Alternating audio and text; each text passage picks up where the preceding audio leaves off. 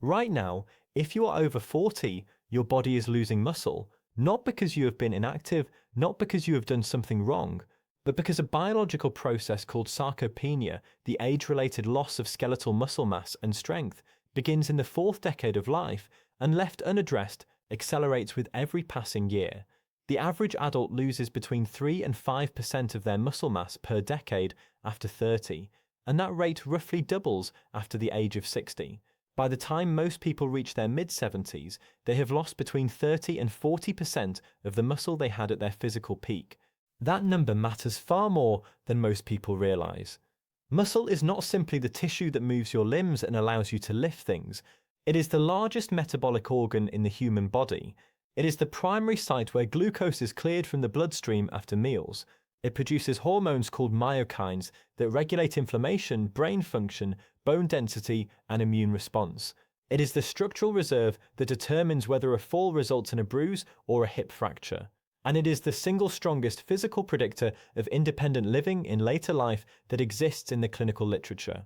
People with adequate muscle mass in their 60s and 70s do not just look stronger. They live longer, they recover faster from illness and surgery, they maintain cognitive function at higher rates, and they preserve the physical independence that determines quality of life in the final decades. For the past 40 years, the public health conversation about aging bodies has been almost entirely about weight and fat. Reduce your BMI, lower your cholesterol, watch your blood pressure, lose the extra stone you have been carrying. All of this matters, but the single most consequential tissue change happening in your body after 40 has received almost no attention in routine clinical guidance. Your GP does not measure your muscle mass at your annual check. There is no standard screening tool for sarcopenia in primary care, despite the fact that its consequences, metabolic deterioration, cardiovascular disease, cognitive decline, and premature death, are as well documented as the consequences of hypertension or high cholesterol. In this video, I am going to explain precisely why muscle loss after 40 is a mortality driver, not simply a cosmetic inconvenience. I will walk through the specific biological mechanisms through which declining muscle mass shortens lifespan and degrades health span. I will explain why standard dietary and exercise advice has been largely ineffective at preventing it. And by the end, I will name the single most underused intervention for preserving muscle in the over 50 population, one that is supported by extensive clinical evidence and that most people in this age group are currently getting almost entirely wrong. Hi, I am Dr. Thomas. I am an emergency medicine physician with more than 12 years of frontline hospital experience.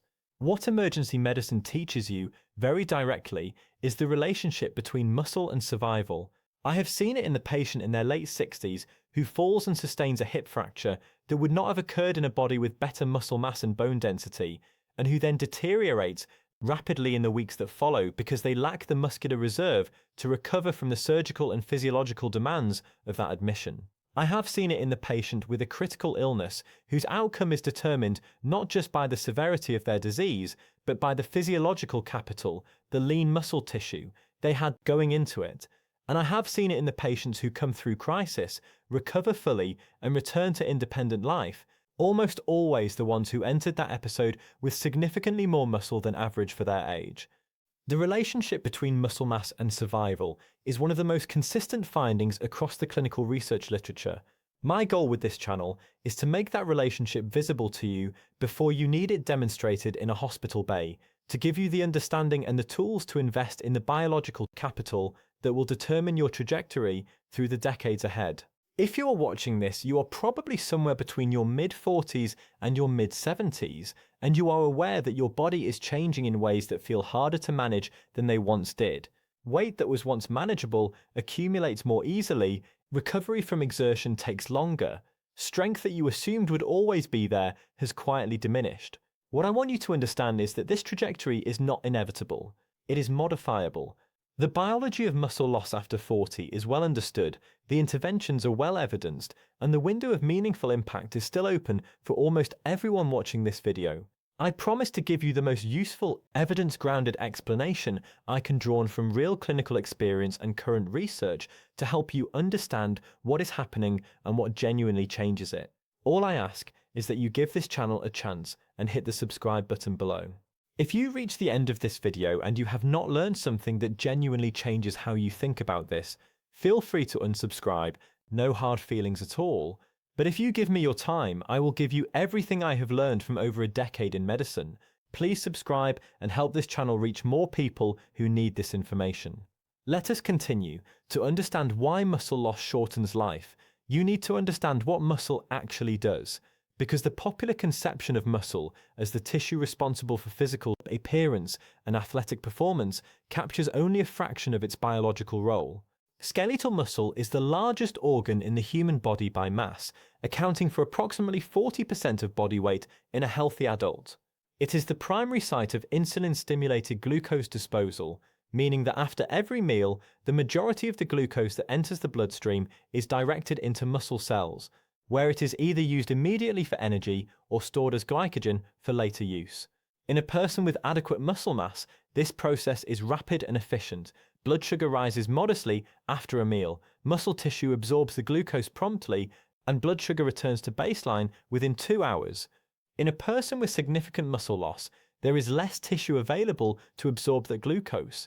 The pancreas must produce more insulin to achieve the same clearance. The cells that remain become progressively insulin resistant, and the trajectory toward type 2 diabetes, metabolic syndrome, and the cardiovascular disease that accompanies them accelerates. This is the metabolic dimension of sarcopenia, and it is the one most directly connected to lifespan. Research published in the Journal of Clinical Endocrinology and Metabolism found that skeletal muscle index, a measure of muscle mass relative to body size, was an independent predictor insulin resistance, metabolic syndrome, and type 2 diabetes in middle-aged adults after adjusting for body fat percentage, physical activity, and dietary intake. The muscle mass carried its own risk information separate from every other variable measured. Less muscle meant more metabolic disease, independent of how much fat was present or how active the person was. Here is what makes the metabolic story of muscle even more consequential, and what most people have never been told. Skeletal muscle is not simply a passive consumer of glucose and a producer of movement. It is an active endocrine organ that, when it contracts during exercise, secretes a family of signaling proteins called myokines. These myokines are released into the circulation and travel to distant organs, where they regulate a remarkable range of biological processes. The discovery of myokines has fundamentally changed how scientists understand the relationship between physical activity and systemic health, because it explains why the benefits of muscle and exercise extend so far beyond what simple calorie burning or cardiovascular conditioning would predict. The most studied myokine is interleukin-6, which, when released by contracting muscle, acts as a powerful anti-inflammatory signal throughout the body, suppressing the chronic low-grade inflammation that drives cardiovascular disease, metabolic dysfunction, and cancer progression. A second myokine, irisin, crosses the blood-brain barrier and directly stimulates the production of BDNF, brain-derived neurotrophic factor, which is the primary growth protein for neurons and the molecule most closely associated with the prevention of cognitive decline and dementia. Think of BDNF as fertilizer for brain cells. Without it, neuronal connections weaken, and the architecture of memory and executive function degrades. Contracting muscle produces it. Declining muscle produces less. A third class of myokines acts on bone-stimulating osteoblast activity and promoting bone mineral density. This is the mechanism behind the well-established observation that resistance training increases bone density, and it explains why sarcopenia and osteoporosis so reliably co-occur. They share a common upstream driver in the loss of muscle-derived signaling. A fourth set of myokines acts on immune cells, modulating the balance between inflammatory and anti-inflammatory immune function in ways that appear to reduce cancer risk, an association that has been documented in multiple large-scale epidemiological studies linking low muscle mass to elevated cancer incidence and cancer mortality. There is a single physical measurement that appears more consistently than almost any other in the longevity research literature as a predictor of survival in middle-aged and older adults: grip strength. This measurement surprises many people. It seems too simple, too indirect to carry meaningful information about mortality. But what grip strength is measuring is not the strength of the hand. It is a proxy for the overall muscle mass, neuromuscular function, and physiological reserve of the entire body. A hand grip dynamometer measures peak grip force in kilograms, and the research findings around that number are striking. A large prospective study published in The Lancet followed over 140,000 adults in 17 countries and found that grip strength was a stronger predictor of cardiovascular mortality, all-cause mortality, and non-cardiovascular mortality than systolic blood pressure, not equivalent, stronger. Research published in the British Medical Journal found that each 5 kilogram reduction in grip strength was associated with a 17% increase in cardiovascular mortality and a 16% increase in all-cause mortality. Grip strength below the threshold considered normal for age and sex is now included in the clinical diagnostic criteria for sarcopenia, according to the European Working Group on Sarcopenia in Older People. It is not a curiosity, it is a validated clinical biomarker. The reason grip strength carries this predictive power is that it reflects the integrated status of the neuromuscular system, the quality of the neural drive to muscle, the contractile capacity of the muscle fibers, and the hormonal environment that maintains them.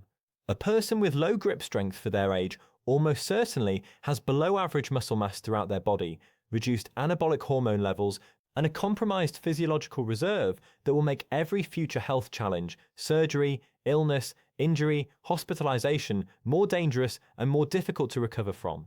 There is a third and more immediate mechanism through which muscle loss shortens life, one that operates not through slow metabolic deterioration, but through a discrete, catastrophic event. Falls and their consequences represent one of the leading causes of injury-related death in adults over 65. And the primary modifiable risk factor for falls is inadequate lower limb muscle strength and neuromuscular coordination. The hip fracture statistics in particular are stark. Approximately 30% of adults who sustain a hip fracture die within 12 months of the event. A further 30 to 40% never return to their pre-fracture level of independence. For many older adults, a hip fracture is not an acute injury from which they recover. It is the event that initiates a terminal physiological decline. And the people most likely to sustain one are those who have lost the muscle strength and reaction speed needed to prevent a stumble from becoming a fall, and the bone density needed to survive the impact when it does. Muscle loss accelerates this cascade in two distinct ways. First, it reduces the strength and reactive capacity of the muscles responsible for balance and postural correction.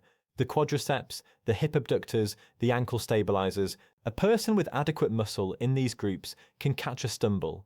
A person without cannot. Second, as I mentioned in the myokine section, muscle loss reduces the bone-stimulating signals that maintain mineral density, so that when a fall does occur, the bones are less equipped to absorb the force without fracturing. Sarcopenia and osteoporosis are, in this sense, a compounding biological partnership. Each accelerates the other, and together they determine the probability of the event that changes everything. And just really quickly, if you are finding this genuinely useful so far, please consider hitting the subscribe button below. It helps these videos reach more people who need this information. Let us continue. So let me name this directly, because the practical implication needs to be stated clearly. The reason muscle loss after 40 has progressed unimpeded in so many people who have been genuinely trying to maintain their health, is that the standard advice given to this age group has been oriented almost entirely around the wrong outcome. Weight loss, calorie restriction, and low-intensity aerobic exercise have been the dominant recommendations for health maintenance in the 45 to 75 demographic for 5 decades. All of these interventions are meaningful for cardiovascular health and metabolic management.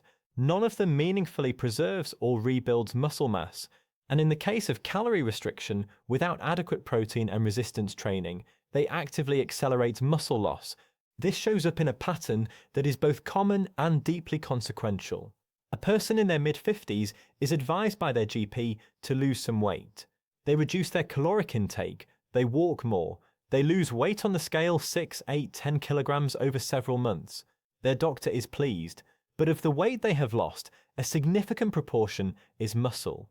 Research consistently shows that calorie-restricted weight loss without concurrent resistance training results in approximately 25 to 30% of total weight loss coming from lean mass, meaning that for every 4 kilograms lost, 1 kilogram is muscle. The body that emerges from this process has a lower absolute muscle mass than the body that began it. It is lighter, but it is metabolically more fragile. Its glucose disposal capacity has fallen, its myokine output has reduced, its physiological reserve has diminished, and the person who followed the advice they were given precisely has no way of knowing that the intervention they completed has left them in a worse metabolic position in the tissue that matters most. The protein dimension of this failure is equally significant. The recommended dietary allowance for protein, 0.8 grams per kilogram of body weight per day, was set to prevent protein deficiency in a sedentary population. It was not set to support muscle protein synthesis in an aging population where anabolic resistance, the reduced capacity of older muscle to respond to the stimulus of protein intake and exercise, means that higher protein intakes are required to achieve the same muscle building response as in a younger person. Research published in the American Journal of Clinical Nutrition found that the protein threshold needed to maximally stimulate muscle protein synthesis in adults over 65 was significantly higher than in young adults, and that the current RDA falls well below this threshold for most older people.